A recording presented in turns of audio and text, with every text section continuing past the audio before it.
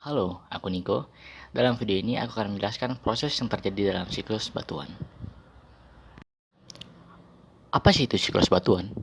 Siklus batuan adalah proses bagaimana magma mengalami pembekuan akibat cuaca dan menjadi batuan beku. Lalu diikuti proses sedimentasi, pembentukan batuan sedimen, pembentukan batuan metamorfik, dan kembali menjadi magma. Siklus batuan diawali dengan magma yang mengalami pendinginan dan pengkristalan sehingga menjadi batuan beku atau bahasa sainsnya igneous rock. Nah, batuan beku itu dibagi menjadi 3 berdasar lokasi pembekuannya, yaitu batuan beku dalam, beku korok, dan beku luar. Contoh batuan beku itu ada obsidian, granit, basalt, andesit, dan masih banyak lagi. Lanjut ke proses selanjutnya, ada yang namanya proses sedimentasi, di mana dalam proses ini, batuan mengalami pelapukan dan erosi yang disebabkan perubahan cuaca, yang nantinya hasil pelapukan ini akan dibawa air hujan ke wilayah lain.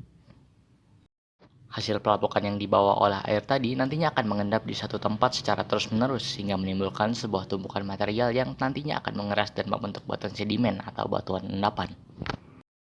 Batuan sedimen yang awalnya ada di permukaan ini lama-kelamaan akan terkubur dan bergerak semakin dalam. Akibat dari pergerakan ini, batuan sedimen akan menerima tekanan dan panas bumi yang semakin tinggi, sehingga kemudian berubah menjadi batuan metamorf atau batuan malihan. Dan batuan metamorf yang berada di dalam bumi ini nantinya akan mengalami pelelangan kembali menjadi magma akibat suhu yang tinggi. Proses-proses ini akan terus berulang dari magma yang menjadi batuan dan kembali lagi menjadi magma. Akhirnya berakhir sudah penjelasan saya mengenai siklus batuan. Selanjutnya akan saya lanjutkan dengan siklus hidrologi. Kalian tahu nggak sih kenapa hujan terjadi?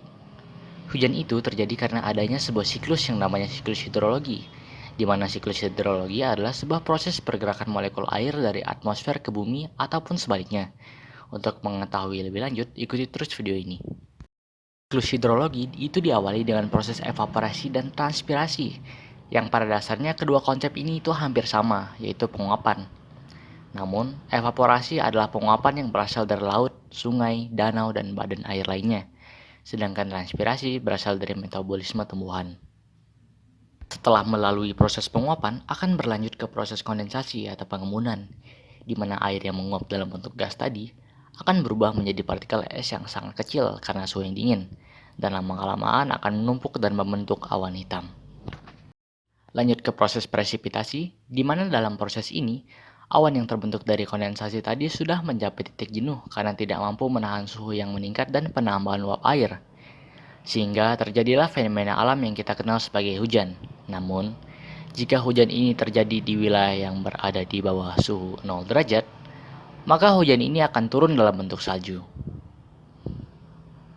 Hujan yang sudah sampai ke daratan ini nantinya akan mengalami pergerakan dari permukaan yang tinggi ke permukaan yang lebih rendah melalui berbagai saluran seperti got, sungai, danau, dan laut. Namun untuk air yang tidak mengalami pergerakan akan mengalami proses infiltrasi di mana air akan masuk ke pori-pori tanah dan nantinya kembali ke laut dan akan mengulangi proses evaporasi dan seterusnya secara berulang-ulang. Dan begitulah, udah tahu kan gimana hujan terjadi? Sekian dari saya, semoga bermanfaat. Terima kasih.